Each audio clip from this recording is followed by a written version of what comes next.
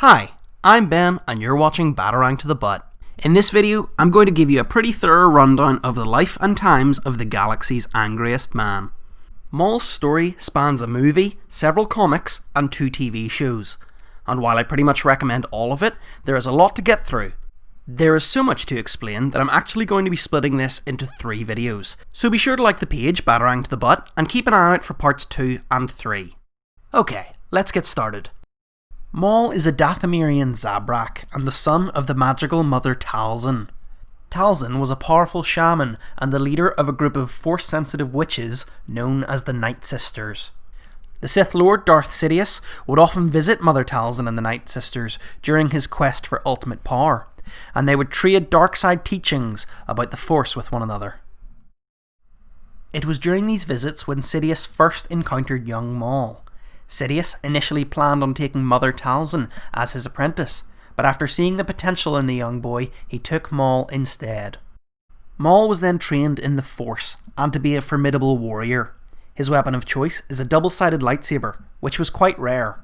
He mastered many forms of lightsaber combat, but his preferred choice was known as Juyo, which is the most aggressive, dominant and acrobatic form that there is. During this training, his master brought him to an old Sith temple on the planet Malachor, where he would breathe in the ashes of fallen Sith warriors. This gave him visions of the Sith being slain by the Jedi. He was able to feel the cuts of their sabers, and this fueled the beginning of his hatred for them.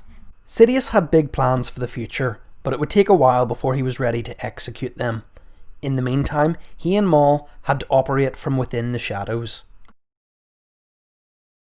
In the Marvel miniseries from 2017, Darth Maul has grown tired of waiting. He hates that he has to be patient, feeling that this is not the way of the Sith. He has a lust for vengeance and he desperately wants to kill his first Jedi. However, this is not a part of Sidious's plans just yet. When Maul hears of the kidnapping of a young Jedi Padawan, an opportunity arises. The Padawan is to be sold at an auction for crime lords. However, Maul planned to get to her first so that he can be the one to kill her. He goes on a secret mission to track her down, and when he finally catches her, they have a climactic duel before Maul kills her. He is glad to have killed his first Jedi, but he feels absolutely no satisfaction from it. In fact, his lust for vengeance has only deepened. His anger burns more than ever, and to top it all off, Sidious knew this was happening the whole time. But he let it happen because he knew that Maul would only grow angrier and more powerful through it. This leads into the Phantom Menace. You've probably seen the movie. Maul absolutely steals the show by being an absolute badass. When the Jedi Order discover a young boy with an incredible connection to the Force, Maul is sent by Sidious to go investigate. He shakes things up by revealing to the Jedi that after decades of peace, the Sith have returned.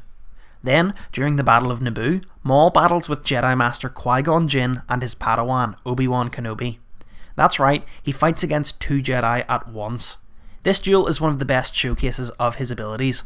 Rather than using force chokes or lightning, Maul uses the Force to hone his physical skills.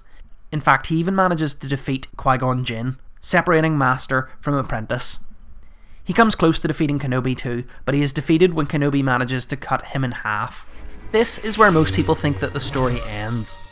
But the real nerds know that it is just getting started. This is also the beginning of an iconic rivalry. Maul and Kenobi will meet again, multiple times.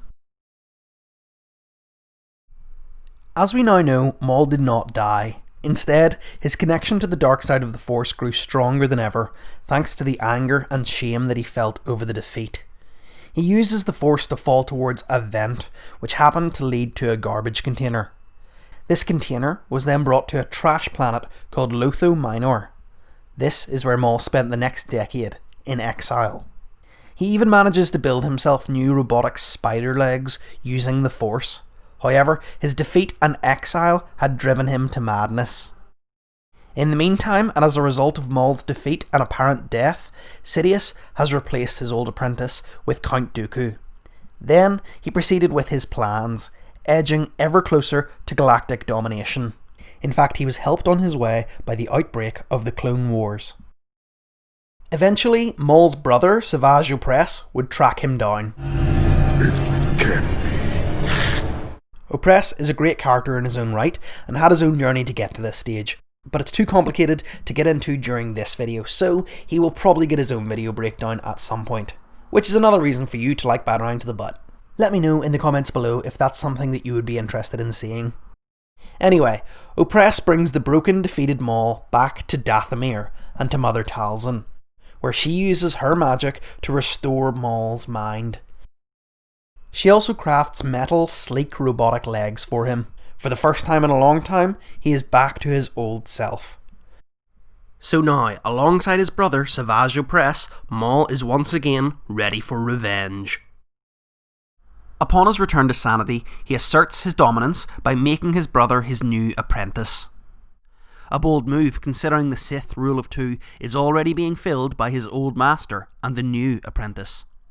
Maul then grabs Kenobi's attention by sending a hologram of him killing innocents straight to the Jedi Order. Obviously, the two have some unfinished business, so Kenobi goes to investigate, which leads to a very intense reunion between the two. I am surprised you could have forgotten me so easily after I killed your master and you left me for dead on Naboo. It is you. The rivalry is back on. Then the Night Sister Asajj Ventress shows up. She has a history with Savage Oppressor, and now she plans on picking up the bounty that's on his head. She would also usually be an enemy to the Jedi, but in this instance she has no choice but to team up with Kenobi. Together they fight the brothers. It's a fantastic battle, and Kenobi even has to use one of Ventress's red lightsabers when he momentarily loses his. The unlikely pair barely manage to escape with their lives. And that is the story of how Maul came to be, how he died, and how he made his dramatic return as well.